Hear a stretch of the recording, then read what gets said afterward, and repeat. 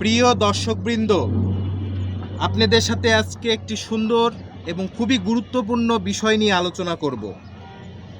আমরা অনেক সময় রাস্তাঘাটে অথবা বিভিন্ন মার্কেট প্লেসে যখন আমাদের শখের মোবাইলটা নিয়ে যাই, তখন কিন্তু দেখা যায় যে আমাদের ফোনটা চুরি হয়ে যায়। ফোনে কিন্তু অনেক গুরুত্বপূর্ণ অনেক কিছু থাকে, অনেক গুরুত্বপূর্ণ তথ্য থাকে। সেক্ষেত্রে কিন্তু আমরা অনেক বিভ্রান্তি হয়ে যাই এবং যে চুরি করেছে সে কিন্তু আপনার এই ফোনটা দিয়ে যে কোনো অপরাধ সংগঠন করতে পারে। এজন্য আপনি যেটা করবেন সেটা হচ্ছে যে আপনার নিকটস্থ থানাতে আপনার যে মোবাইলটা চুরি হয়েছে আপনার মোবাইলের অরিজিনাল কাগজপত্র নিয়ে থানায় গিয়ে পুলিশের নিকট একটি অভিযোগ দায়ের করবেন।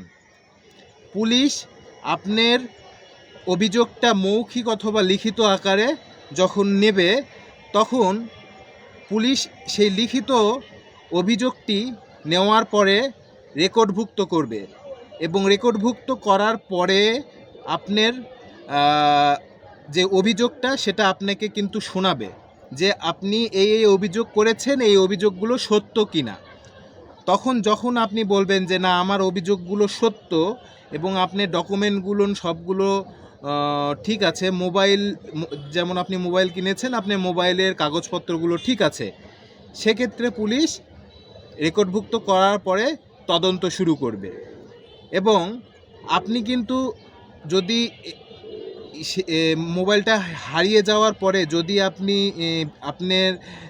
আপনি যদি থানাতে, নিকটস্থ থানাতে যদি অভিযোগ দায়ের না করেন, সেক্ষেত্রে কিন্তু আপনি কিন্তু যে মোবাইলটা চুরি করেছে সে এই মোবাইলটার মাধ্যমে যদি কোনো অপরাধ করে তাহলে কিন্তু আপনি ফেঁসে যাওয়ার সম্ভাবনা থাকবে।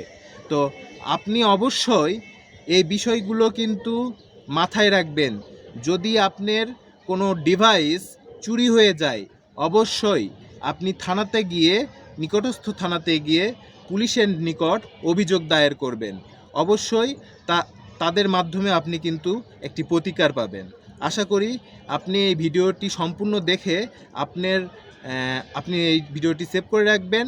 এই ভিডিওটি অবশ্যই আপনার কাজে আসবে। এরকম আইনের গুরুত্বপূর্ণ তথ্য পেতে অবশ্যই আমাদের সাথে থাকুন, চ্যানেলটি সাবস্ক্রাইব করে রাখুন। ধন্যবাদ সবাইকে, ভালো থাকবেন। পরবর্তী ভিডিওতে দেখা হবে।